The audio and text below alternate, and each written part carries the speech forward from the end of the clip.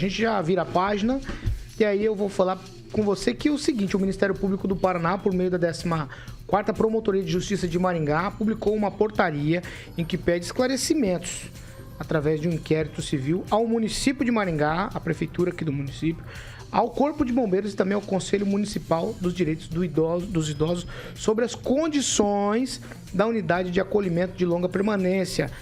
É o Asilo São Vicente de Paula, que fica na Vila Vardelina, aqui em Maringá. O prazo para responderem a isso é no dia 18. No documento, a promotora de defesa, a Michele Nader, ela pede que a prefeitura, através da vigilância sanitária, forneça informações se a instituição atende às normas necessárias e também se possui a licença para estar operando.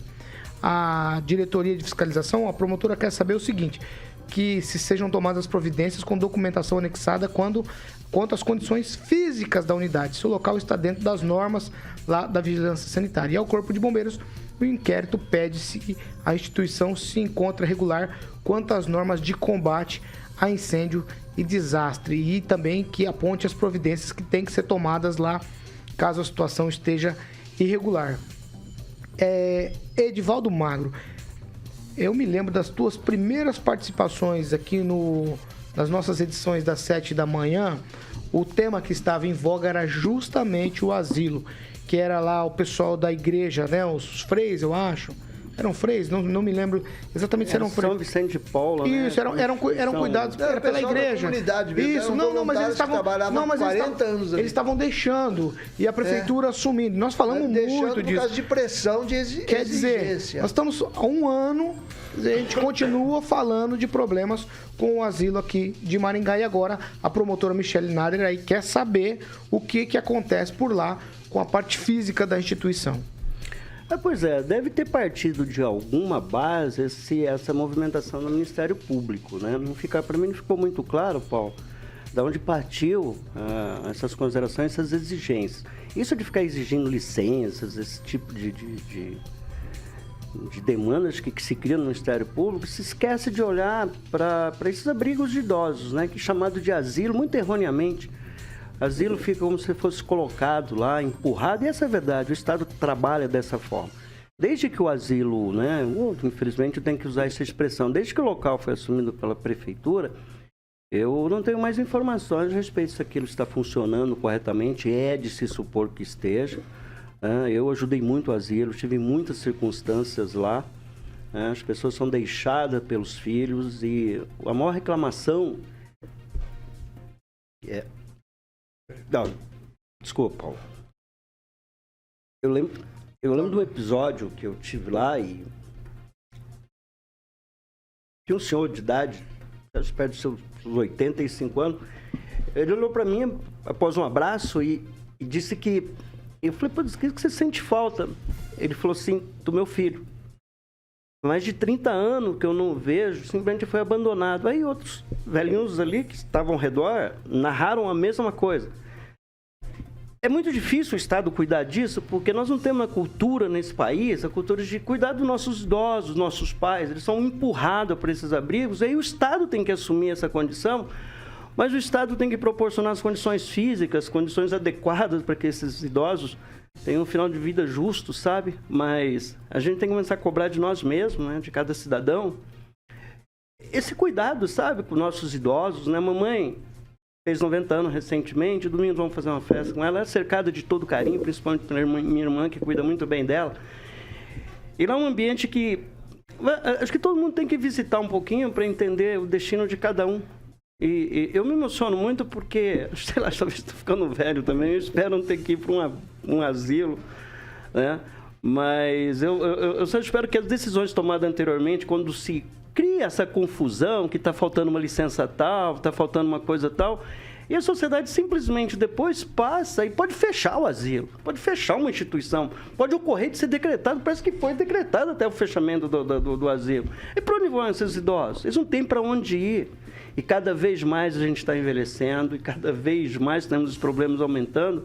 E esse é mais ou menos igual ao problema psiquiátrico, né? A gente não enxerga, a gente não vê, a gente não se importa, essa que é a grande verdade. Eu espero que a promotora, que eu conheço muito bem, uma pessoa muito qualificada, muito dedicada, tem um olhar de dignidade, primeiramente. Eu acho que a discussão tem que ser feita sobre outro parâmetro. As condições, é um problema nosso, é um problema de cada um dessa bancada, porque ou temos pais, ou temos avós, e eles precisam de uma coisa tão fundamental e tão simples, que é amor. Então, somente isso, Paulo. Vai lá, Emerson Celestino, segura a emoção e bebe uma água de volta. Vai lá, ô Celestino. Eu já conversei com curadora e essa promotora, ela é muito atuante, mas os argumentos que ela usou para fechar alguns asilos aqui em Maringá, algumas casas de repouso, muito bem lembrado, não são plausíveis, tá? Então, assim, a promotora agiu, né, mas sem uma coerência, segundo essa curadora. Então, o Asilo São Vicente de Paulo sempre foi cuidado pela Igreja Católica, né, pelos vicentinos, muito bem cuidado. E depois da pandemia entrou essa promotora, né, muito atuante durante a pandemia, né, e fechou o Asilo São Vicente de Paulo por problemas financeiros. E depois partiu para outros por causa de problemas de saúde bucal. Então, assim, até que ponto, né, tirar a administração de quem estava cuidando bem e trazer para o poder público ajudou esses senhores, essas senhoras.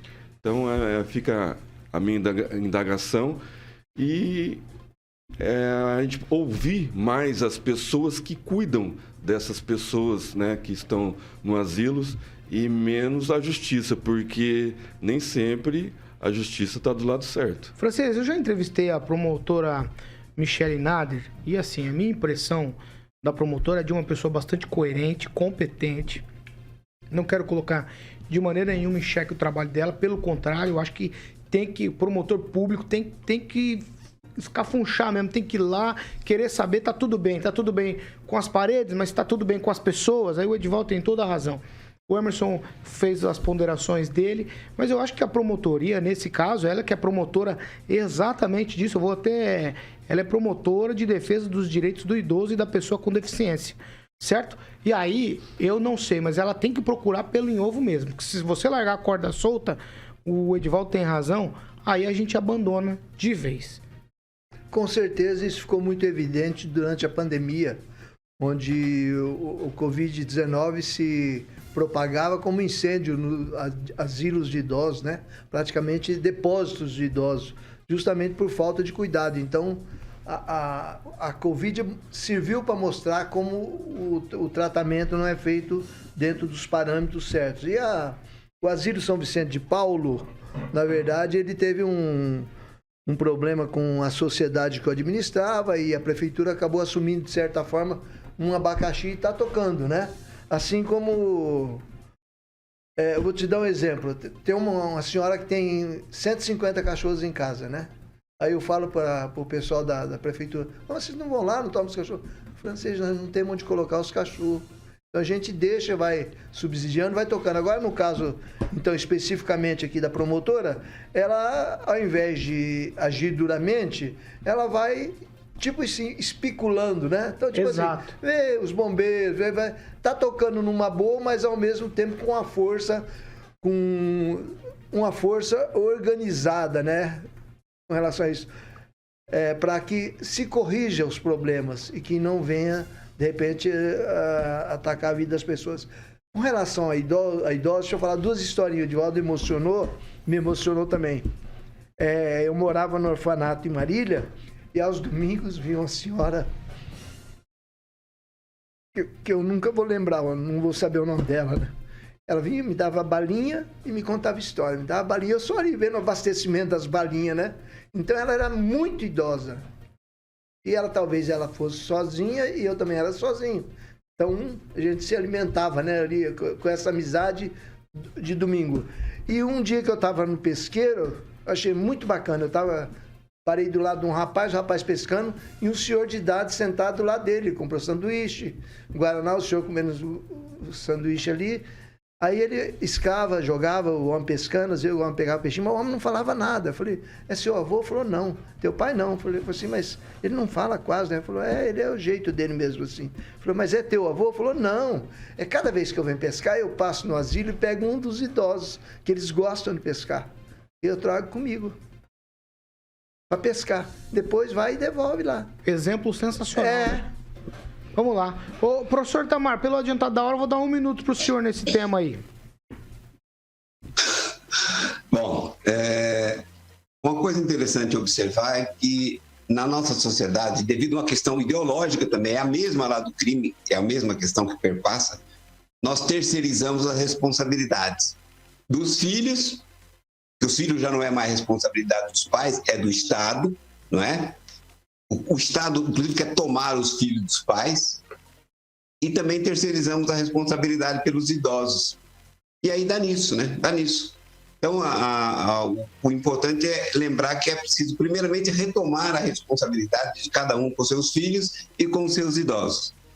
E aí lembrar também que essas atitudes, muitas vezes, espetaculosas, né? Solta na imprensa, porque tem que fazer isso e aquilo, sem preparar, sem tomar as providências que possam criar a alternativa. E aí lembro daquela frase do Almada Negreiros: as pessoas não sabem o mal que nos fazem com o bem que nos querem fazer.